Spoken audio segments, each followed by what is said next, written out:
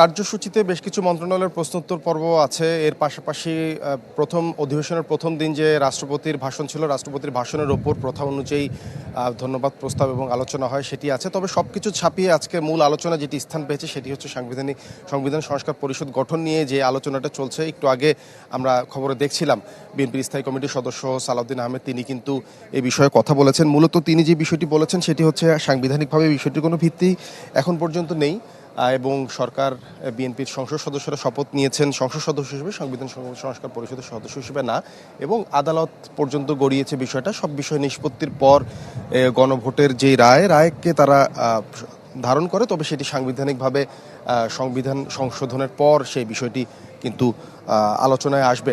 তবে আজকে জামায়াত কিন্তু আগে থেকেই বলে আসছিল এই বিষয়টি আজকে সুরাহা হতে হবে বা এই বিষয়ে একটি পদক্ষেপ, সরকারের দৃশ্যমান পদক্ষেপ তারা দেখতে চায়। আমরা সকালে অধিবেশনে ঢোকার আগে জামায়াতের সিনিয়র নেতা এটিএম আজহার তিনি কিন্তু আমাদের গণমাধ্যমের সাথে কথা বলেছেন। তিনি বলেছেন রাষ্ট্রপতির ভাষণের উপর যে আলোচনা, সেই আলোচনায় তারা অংশ নেবেন, সেই আলোচনায় অংশ নেবেন। তবে এর পাশাপাশি তারা সরকারের যেসব উদ্যোগ সংবিধান সংস্কার পরিষদ গঠনের উপর সরকারের কি ধরনের ইনিশিয়েটিভ নিয়ে থাকে সেই বিষয়ের দিকে তাদের নজর থাকবে।